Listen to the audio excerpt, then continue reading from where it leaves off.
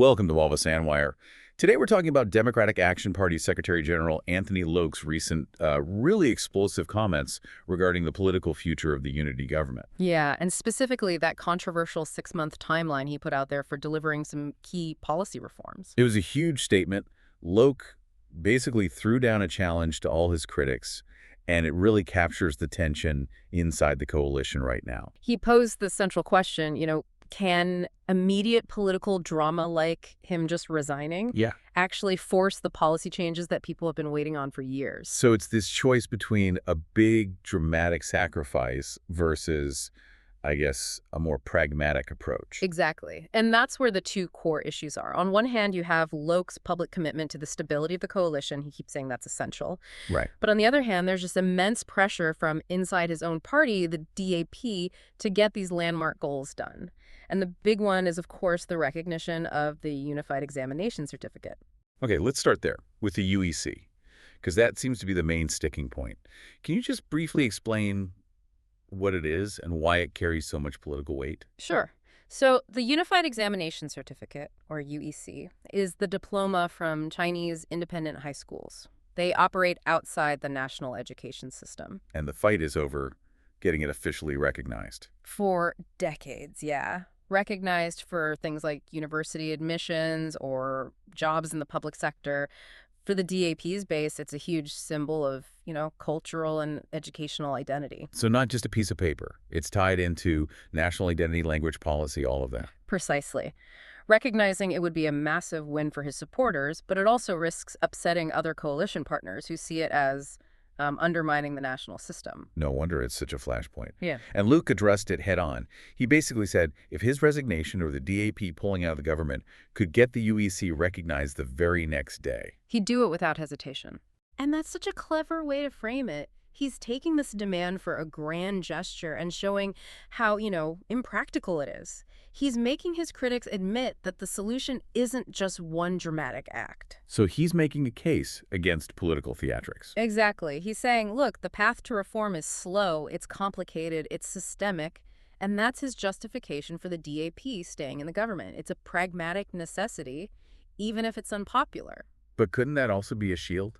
If things don't happen, he could just say, well, it was too complex, but at least we kept things stable. It could be, absolutely. And that's why he couldn't just leave it at that. He had to offer something concrete. And this is where he really raised the stakes. With the timeline. With the timeline. He revealed that Prime Minister Anwar Ibrahim is set to announce a new language policy. And he expects the UEC issue to be resolved within 6 months. Wow, 6 months. That moves it from a vague promise to a hard deadline. A very hard deadline.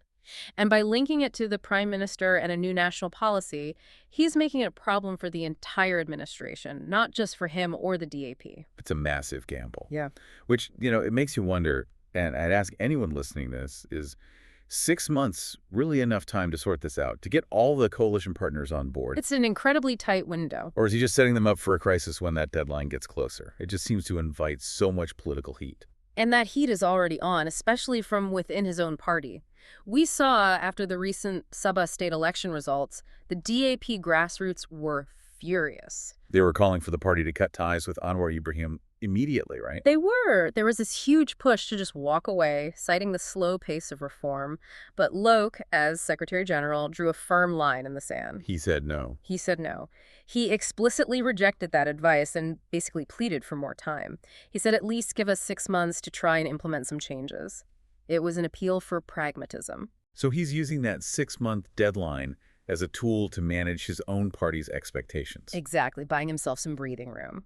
And then he went further and gave this big public promise that the DAP would not be the ones to cause the collapse of the unity government. That's a huge commitment to stability. It is. And he laid out the political math behind it. He said, look, the DAP has 40 seats, which is a big deal.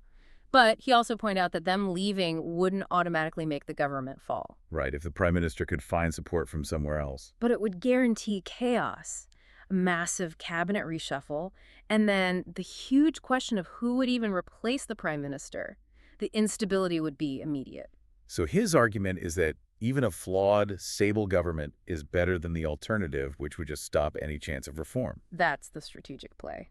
But he also set a very clear deadline for his own accountability. He said if people are still unhappy after 6 months, the DAP will hold a meeting in July next year to review everything and, quote, make some decisions.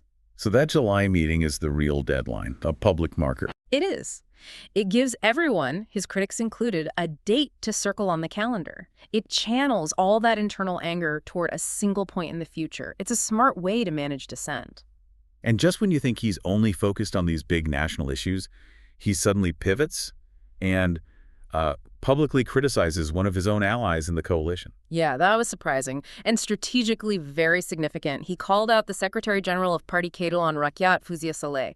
For a party leader to do that so openly is, well, it's rare. It shows there's real friction there. What was that about? It was related to the Sabah election, wasn't it? It was. Right after the results came in, Fuzia Saleh announced that the Pakatan Harapan coalition would be joining the Sabah state government. Loke called it a wrong approach. He seemed really annoyed by it. He called it a laughable announcement. And he made it very clear the DAP had no idea it was coming. They weren't even aware of the press conference. That suggests a serious breakdown in communication at a really critical time. So what was the problem with the announcement itself? Well, Loke's critique was about political protocol and, frankly, political reality. He pointed out that Parti Keadilan Rakyat only won a single seat in the election. Just one. Just one. So for them to be announcing the formation of a government was, presumptuous. He said the right to form the government belonged to the largest party, the Sabah People's Alliance, led by Haji Jinur. They have the numbers, so they get to lead the negotiations and make the announcements. That's the proper way. Loke's point was that protocol matters for stability. But I think there was another reason he did this so publicly. What's that? It's a message to his own party's hardliners. He's saying, see, I'm demanding patience on the national level, but I'm not afraid to fight for our party and call out our allies when they step out of line. So he's showing strength externally to justify his call for patience internally. It's a bit of political jujitsu. He's trying to prove he's still a strong leader for the DAP, not just someone making compromises to keep the government together. It paints a picture of a leader just under incredible pressure from all sides. His baits, the federal government, his own allies. Absolutely. Anthony Loke has basically staked his entire reputation and the DAP's standing on this 6-month window. He's promised reform on the UEC, but at the same time, he's drawn this hard line against any kind of political chaos. It's a gamble that puts everyone on notice. The grassroots, the Prime Minister's office, everyone now has to focus and deliver. Which brings us back to the big question, really. Given these massive stakes and this very public timeline, what actually happens to the unity government if we get to July next year and there's no real progress on the UEC? It becomes a moment of truth. How much political capital will the DAP have spent on this promise of stability only to fail on the one reform that matters most to its base? That's what everyone will be asking. And that 6-month clock is ticking very, very loudly right now. Remember to like and subscribe for more videos like this.